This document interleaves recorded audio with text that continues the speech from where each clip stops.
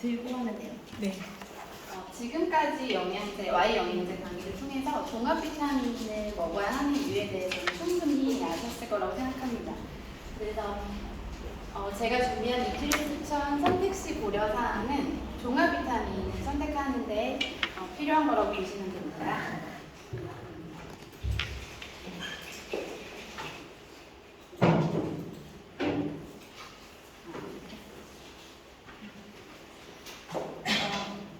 이 표를 많이 보셨을 텐데요.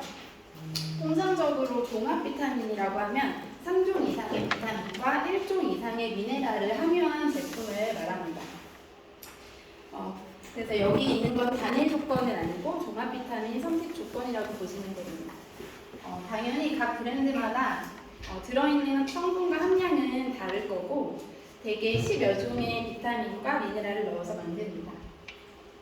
우리가 지난 먹어야 되는 피라미드에서 보셨던 것처럼 우리가 식품으로 섭취를 해야 한다면 그 양이 너무나도 많기 때문에 그것을 대체해서 과일이나 채소에서 수분과 섬유소를 없애고 알약으로 농축해 담은 종합 비타민제를 잘 선택해서 보충을 하시면 됩니다. 첫 번째는 다양한 영양소를 함유하고 있는가입니다. 우리 몸에 필요한 14가지 비타민과 9가지 미네랄을 안내하고 있습니다. 여기 보시는 것처럼 비타민에는 이름이 있는데요. 이거는 중요도를 나타내는 것은 아니고 비타민이 발견된 순서대로 나타난 것을 생각하시면 되고 비타민은 지용성과 수용성으로 나뉠 수가 있습니다. 지용성의 경우에는 지방에서 잘 녹는 비타민으로 만약에 많이 섭취했을 때 체내에 쌓일 수 있기 때문에 과량으로 섭취하지 않는 게 주의 사항입니다.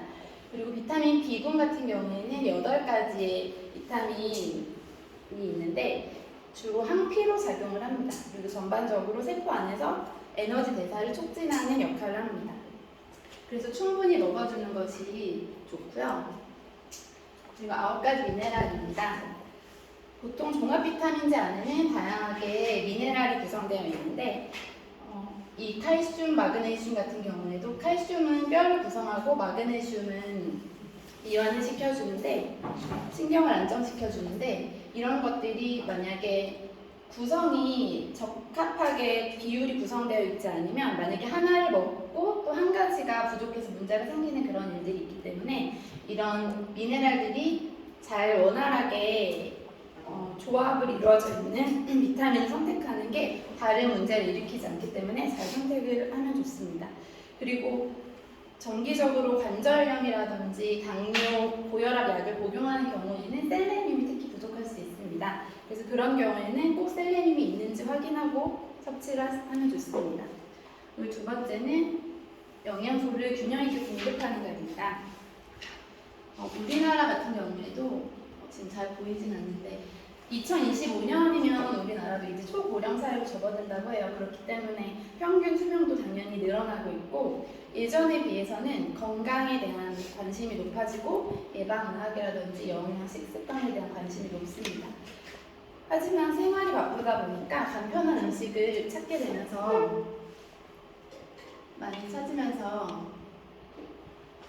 오히려 영양소 불균형은 많이 발생을 하는데요. 그래서 우리나라에서도 보건복지부에서 5년마다 우리나라 국민의 건강을 유지하고 증진시키고 만성질환을 예방하기 위해서 이렇게 영양소 섭취량이 기준이라는 걸 발표합니다. 그래서 영양학회에서 식품영양학과 교수진들을 중심으로 우리나라 사람들의 상황에 맞게 계속 5년마다 업데이트를 해서 나오고 있고 아까 말씀드린 14가지 비타민과 미네랄이 여기 보면 항목으로 쭉 나와 있어요. 그래서 이걸 보고 선택을 또 하시면 됩니다.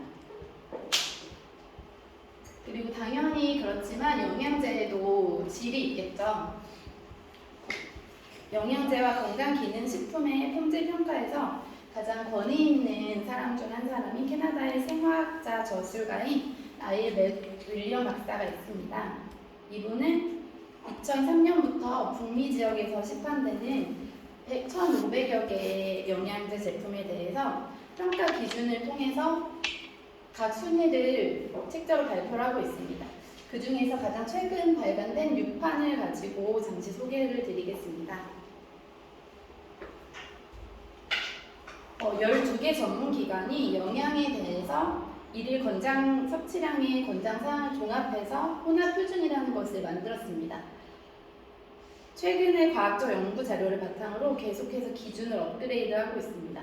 그래서 이 혼합표준치를 바탕으로 영양제가 충분히 들어있는지 확인하고 선택할 수 있습니다. 효능이 충분한가라는 부분이 있습니다. 아까 말씀드린 이런 혼합표준치 기준을 가지고 이것을 볼 때 어떤 아픈 사람들을 위한 그런 기준이 아니고 이거는 그냥 일반 성인의 건강 관리와 질병 예방을 위한 목적입니다. 그래서 이걸 먹었을 때 과하다 이런 많다의 기준이 아니고 그냥 건강을 유지하는 정도의 목적이기 때문에 효능이 있다라고 말하려면 이 수준보다 좀 충분한 양을 먹어주는 것이 중요합니다.